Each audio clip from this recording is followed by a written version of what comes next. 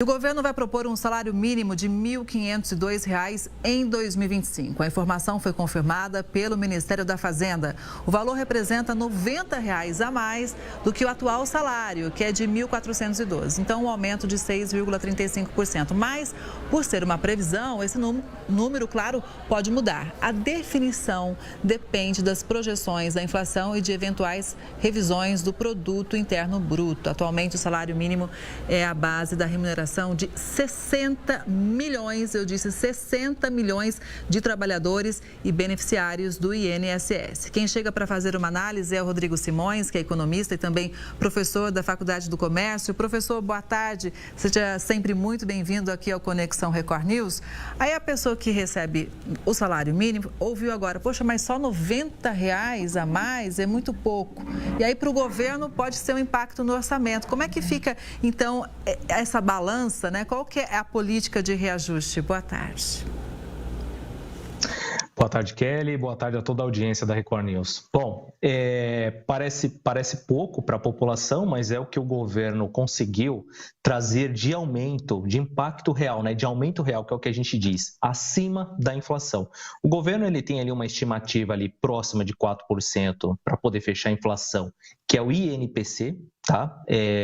Deste ano de 2024, que é a inflação medida preços ao consumidor, próximo a 4%, e nesse reajuste entra o crescimento do PIB do ano de 2023. Então, a política de reajuste é a inflação do ano anterior mais o crescimento do PIB de 2 anos antes. Então, é uma estimativa aí que vai ficar na casa dos 6,37%, mas vamos ver como é que vai fechar a inflação esse ano para ver se o número vai ser esse mesmo. Se vai ser R$ 90, se vai ser um pouquinho mais ou um pouquinho menos. Professor, o que a gente pode avaliar em relação ao impacto para o governo do orçamento? Ontem aqui, inclusive, a gente deu algumas informações sobre o impacto orçamentário, para todo mundo ficar dentro da regra fiscal, e aí muitos ministérios, muitas áreas têm redução de verba, estão sofrendo com esse impacto.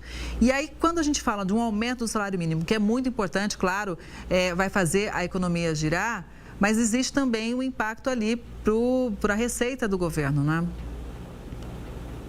Exato. O que acontece? O aumento, ele é bem-vindo para a população, para os pensionistas, para quem recebe ali a sua aposentadoria. Mas, por outro lado, também não é uma conta fácil de se fechar. Por quê? Porque você precisa reajustar o salário mínimo, o salário das aposentadorias, uma vez que o custo também, dos produtos, dos serviços, a inflação, corrói o poder de compra. Mas, por outro lado, tem o caixa do governo, que é o quê? Que é a diferença entre o que arrecada de impostos e o que paga-se de despesas. Cada aumento que você faz no salário mínimo ou nos salários de pensões, aposentadoria, você tem um grande impacto para toda essa massa salarial e esse contingente de pessoas que recebe ou que tem a sua remuneração atrelada à política do salário mínimo. A gente acho que perdeu a conexão com o professor. Vamos tentar reconectar, porque ele me enviou aqui um balanço muito interessante, que eu acho o seguinte, quando a gente compara, por exemplo, o salário mínimo à cesta básica. Professor, acho que voltou, pode concluir, por favor, depois a gente fala da cesta básica. Pronto, perfeito. Então, o caixa do governo é a diferença entre o que se arrecada e o que se gasta de despesas do governo. E nessa questão do INSS, das aposentadorias, do impacto do salário mínimo, você tem sim um grande aumento de despesa. Mas, por outro lado, o que o governo precisa verificar também não é porque só aumenta o salário mínimo é que vai aumentar as despesas do governo. Todas as pessoas no Brasil que trabalham sobre o regime de carteira assinada, quando o salário mínimo aumenta, a pessoa também aumenta a sua contribuição do INSS, assim como também as empresas aumentam a sua contribuição, que é a famosa contribuição patronal, porque o empregado brasileiro, o trabalhador brasileiro, ele paga o INSS de 20% sobre o salário dele, e as empresas que estão no lucro presumido e lucro real pagam uma contribuição a mais de 20% sobre o salário. Então você tem sim um impacto no caixa, mas por outro lado você tem uma entrada de receita, porque também as pessoas estão contribuindo mais com o INSS. E aí o governo tem que fazer direitinho essa conta para que a dívida pública não extrapole, né? Não estoure o teto ali. Professor, eu também sou dona de casa. Toda vez que eu vou no supermercado, tenho me assustado. A gente tem que olhar bem o que vai pôr no carrinho, porque senão pesa demais ali na hora de pagar a conta. E o senhor fez um levantamento sobre uma relação, né, do salário mínimo com a cesta básica, isso comparando 2014 com 2024. O que a gente pode analisar sobre esses 10 anos? Ótimo. Eu fiz esse levantamento para a população poder entender, a nossa audiência aqui também, que é o seguinte: nos últimos 10 anos, o salário mínimo ele teve um reajuste de 95%. Ou seja, ele saiu de R$ 724 para R$ 1.412. Já a cesta básica, que envolve ali os alimentos, os produtos, saiu de R$ 354 para R$ 808, um aumento de 128%. Então você pode ver que a inflação dos alimentos percentualmente foi maior do que o reajuste do salário mínimo. Se antes, há 10 anos atrás, do salário mínimo você gastava 49% para adquirir uma cesta básica, hoje, em 2024, você gasta 57%, já muito mais e muito além do que a metade do salário mínimo.